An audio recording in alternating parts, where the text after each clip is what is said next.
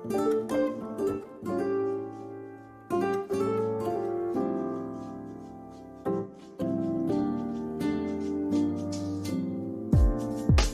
relationship has its own core values that glue it together. Central to ours is love, family, and adventure. This is Real Black Love. Hi RBL Squad. Welcome. Welcome to our channel, Real Black Love with Sims and Bongs. Thank you so much for coming back to watch another video from us. If you're new here and you haven't subscribed, please click the subscribe button down below. Also give this video a big thumbs up. Even before you know what we're talking about, just give us a big thumbs up. We'd really appreciate that. Don't forget to leave us comments down below. If you did enjoy this topic and you've got something to add, leave us a comment down below. Follow us on Instagram as well. It's Sims and Bongs on Instagram. Please just follow us to make sure that the family grows and spread the love. Yeah. So today we're gonna talk about something that we've experienced, like always. This one is about the things that you would want to know, or the things that we wished we were told before starting a family. Yes. So we'll be going through the things that we think are very important to note and to be aware of before you start your family. Yes. You know, or having a child. If starting a family seems like having a lot more children, but even if you're just gonna have one child, just make sure that you have these things in mind and covered. Yes. Yep. And if you do already have kids, please comment down below. Let us know the things that you wish you knew before you had your own kids, so that we learn from each other. You know, some of these things we never did, we never applied, Yes. and we ended up just regretting. Yeah. But we are here to share so that you don't have to go through that. Yeah. All right. First up is, before doing anything in life, it's important that you prepare yourself. Yeah. So preparation is key. Like one man said that if you're gonna give me 7 days to take down a forest, I'll take 6. Yes, I'll spend 6 sharpening my axe. You know, and that's the importance. That's to show the importance of readiness. And so the first thing you wanna do is to make sure that you are ready. And readiness is a broad subject on its own. You know, because there are many aspects to consider when having a child that need to be ready before the child is there. Yeah. And so some of them could be finance.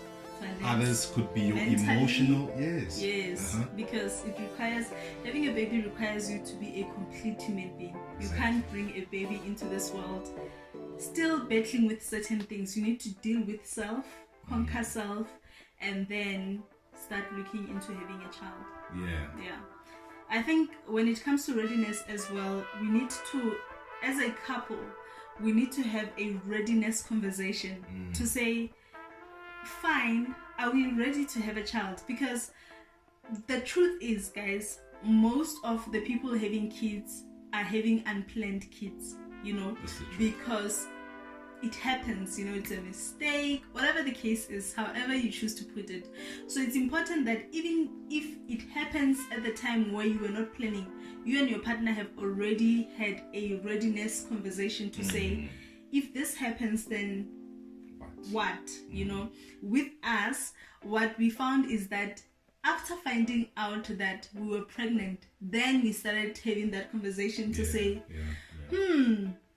this is what we are faced with. What do we do now? Exactly. Yeah. Like she said, most of these pregnancies are unplanned. But what's important is that as soon as you find out that, okay, you guys are expecting a child, you need to make sure that you are ready. And so one of the things that you mentioned is mental readiness. Making sure that you are mentally ready to take care of a human being, and also financially ready to take care of them. Yes. So those are some of the things that one has to go through. So make sure that even your partner is just as ready as a mom. Even the guy, the father, is also just as ready in those two aspects, especially. And have that conversation. Is very important to have that conversation, just so that you also don't have any expectations that cannot be met, or disappointments later on. It's also important, guys, as much as it's difficult to have a financial conversation, to check whether you are both ready, you and your partner are both ready. If you are both working, plan it, have a conversation about money. How much do you have as a disposable income? How much do you have after your expenses? Can we really afford to have a child? And as you do the financial planning, take everything into consideration. Don't take the giving birth thing only. Take it into the future as well, to say we need to start now thinking about education, investments, and all of those serious things. So have that conversation with your guy. Go through a list of things that are going to be needed before the baby is born, throughout until the baby is born, and after. Look at hospitals, look at all of those things, because those things can be very expensive.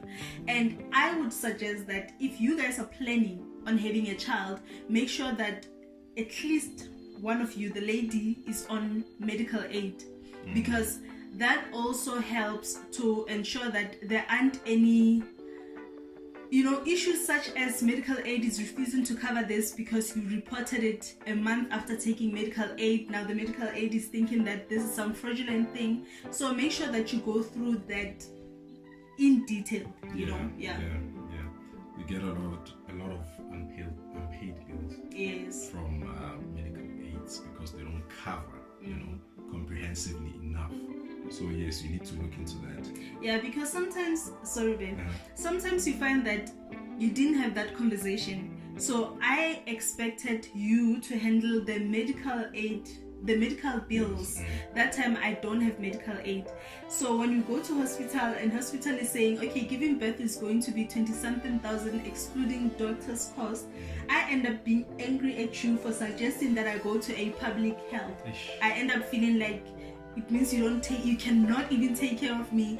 That's why a lot of relationships take a strain during this time. They really do. If you're not on medical aid, it's important that you guys have that talk about your comfort levels, the lady, comfort levels with going to a public hospital. Because there you don't get the best of service, right? They don't have this and that, people are not so patient, they're not so, but you can still get good care, you can still get what you need, you can still deliver the baby, and the baby can still receive good medical help, but it's nothing luxurious. There's nothing that's gonna be added to that service of just delivering the baby. And you can't even go there at times unless you show maybe signs or difficulties with your pregnancy. You can't even go there days prior to you giving birth. And even after giving birth, you have to give birth and go. And also when it comes to visitations, there could be limits, and there could be so you need to make sure that your finances, what do? You do your research. You do your research if you're using money. If you're not on medical aid, because sometimes here's what's going to happen, or what often happens, is that if the lady was not on medical aid prior to her conceiving, she will struggle to get a medical aid that can cover the baby, right? Or rather, the pregnancy. In fact, she won't. You won't get a medical aid that will cover your pregnancy if you became pregnant before. So if you became pregnant before having it, before joining the medical aid, before joining it, So what's going to happen in that case is that you will need to pay, with your money. You'll need to use money. You won't be relying on your medical aid. Now you need to make sure that you find a good hospital. If you're going the private route, find a good hospital. And sometimes hospitals are not the only best options. You also have those centers. There's like I don't know. Where there's midwives. I know one. It's called Genesis, where there's midwives, and they charge a bit less than the hospital. And basically they do the same thing that you would get at a private hospital, but now it's more personalized because that is your midwife who is, walking you through that whole process.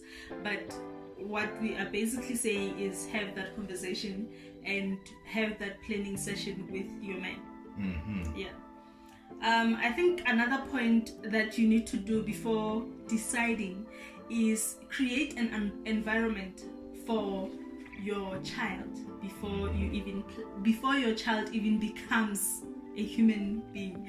Create an environment. Make sure that either you have your own place or we have our own place where this child is going to be born at, be at for the duration of the childhood. Very important. That is important. So when we had our first child, we didn't think about that. We didn't think about, so what's gonna happen? And as a result, we had to leave our baby far in the Free State, which is where I come from, for about 6 months so that we can figure things out. We can get a proper place where we can raise that child at. And even when after 6 months, when he came this side, he had to be with your family for some time so that we can create that environment. So it would have been great for us to have that conversation and have that plan and create that environment before, so that the first few months of your child, we are together in that, because it teaches you a lot. It's very important. They say what a person becomes is usually accumulated from the age of 1 to 7. So creating that conducive environment for the child to learn and gain those important things early in their lives is very important, and so because we were still starting out and trying to find a suitable place for ourselves first, and we had to live in the city like Johannesburg CBD, Maboneng and so on. Even earlier on, Backroom, Soweto, So we wanted to also make sure that even though we couldn't create that, but let's give him time to be in a more stable environment before we bring him in the one that we are in, where it's not so stable. Where you'll keep moving to the next place because you're not happy with this. It's still not stable. So create stability for your child. That is very important. And so one of the things that a lot of people don't talk about, and now we know very well, is that things change after the child is born. Things change in your own personal life as an individual, and things change in the relationship. True. So as an individual, you have to now set back your plans, because there's this person you have to take care of. Make sure that their needs are covered, and you're able to plan ahead for them now that they're here as well. And those things always change. Life is ever dynamic, so they always change, and they take a bit of your own needs and your own plans and your own goals, or your own time for yourself. It now gets shared, between the child and yourself. And so that brings a lot of change and the need to adapt, and it also takes a knock in your relationship. True. Where it's no longer, the focus isn't on you guys, but now the focus is now on you guys. If you now have one child, okay, you're a triangle. If you have two, you're a square. And so on, pentagons and hexagons and so you can imagine the focus points. You have added more focus points. That is important to discuss, guys, because it literally shocks the system if you haven't even gone over it. Because now I'm used to us spending a lot of time, us going out on dates, But now all of a sudden it's no longer dates. It's now family days. It's now different things, you know. Or we meet when we go to the clinic to take the baby there, and all of those things. So you need to have realistic expectations. You also need to find a nice balance, but those discussions take place before the baby even arrives. You need to be realistic also with the changes to expect from your partner, from yourself, because especially guys. Yes, even women. I think I talk about my experience. I changed significantly after having a child, in a sense that I had to be a nurturer more than you. I had to be like my first, where my attention was the child, because I felt like this one, he's got his own needs, but he's got full set of teeth. He can take care of himself. Whereas this little human being depends on me to be fed. All of those things depends on me. So attention needed to shift a bit from you, and also to shift back to you, because you must not now say, okay, I'm focusing on the child and that it ends there. You need to strike a balance between the two. You need to find your rhythm, and also you need to be realistic as well when it comes to things that are going to happen to me, to you. I had to be realistic that, listen, before having a child, I was maybe a size 32. After having a child, there was this weight gain. There was a lot of physical changes that I had to come into terms with. And it's important to also have that conversation to say, that this is what's going to happen. Are you still going to stick around, even though I won't be small waist, big booty, all of those things? You have to stick around. Yeah. You have to take responsibility and accountability. So yeah, hence I was saying, especially guys, because a lot of the times, I'm not saying every guy's like that. A lot of the times, guys just never get it, earlier on. They expect that, okay, it might just take 4 weeks or 6 weeks or 8 weeks, but within 2-3 months, you should be fine, Forgetting that you've had to adjust from your physical to your mental to your emotions to, and you're going through that, but you're not the only one who's going through that. Even the baby is going through that with you. So you're minding yourself and the baby at the same time, and that's your responsibility, because the first bond with the baby starts with the mother, not the father. So for those first few months, maybe up to 6 months, I'm not an expert in this subject. I'm just saying, based on my observation, that in the first few months, probably up to 6 months, it's more like the baby's yours more than mine. True. It's only when the baby starts crawling or sitting up and becoming a human being that I can I can even track progress and so on, that I start to be more, or men start to be more involved, that the weight is now shifted, and it comes to being more balanced, So I'm saying guys need to understand that. They need to, and the key to everything, guys, is communication. And it's consideration. You just need to be considerate for your partner. Think about what they could be going through and talk about it, so that you also know exactly where they are, and you are able to then, assist, be that better half that they always talk about, or that you guys always talk about, So yeah, that is important. Consideration. Consider the fact that you may both be parents, but you're going through different experiences. Your man might be feeling very much rejected. You may also be feeling less loved, because it's all in your head that, okay, maybe he's not looking at me the way he used to look at me. He's not even touching me. He's not doing this, because there's just a lot of things that you are dealing with, even mentally. That's why I was saying that it's important to be in a good mental space, so that you're able to deal with that only, above everything that is happening. So it's important to deal with these things and go through all of these things before the baby comes in, because once the baby comes in, it's just too much to deal with. It's too much for you to deal with your mental health, deal with how you look, deal with all of these things, the finances and all of that stress. So rather deal with those things as a way of preparing, yeah. And guys, with us, honestly, we did not get to do these things or be mindful of them or, plan them ahead of time, before the pregnancy. Yeah.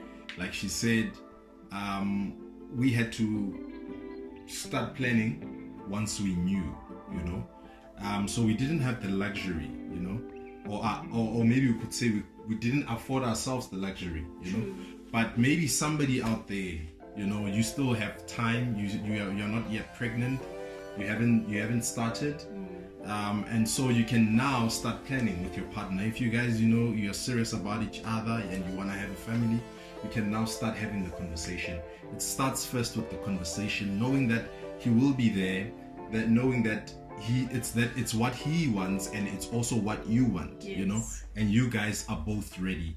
And after being ready emotionally and mentally, you have to go through these things, financial readiness, creating an environment, and so on and so forth.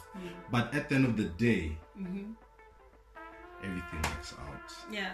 As long as you are determined so and true. committed to having a family and making sure that you provide that kid with the best that you can afford for him or her, then there will be a way. True. Yeah. Basically, in wrapping all of this, everything works out. Things work themselves out. Sometimes we have these kids without planning them, without preparing for them adequately. Even though we know this information, it's at our disposal, but things work out as long as you are both into it and nobody is being forced to be into it. Nobody's being trapped, nobody's being coerced. So things work out. You guys just need to be determined to give your children the best life you can possibly do that. And it might not be perfect. It might not even be similar to the one maybe your friend has given their children, and it's okay. Your child will flourish, and so don't beat yourself up. But if you still have the opportunity to do better, do better by preparing. Thank you so much for watching, guys. We really enjoyed filming this video. We hope that you learned something from it. If you're done having kids, please share this video with others who will benefit from this.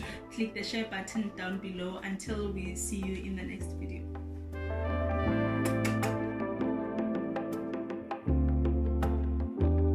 I'll be missing you, love. Yeah, I'll be missing you, love.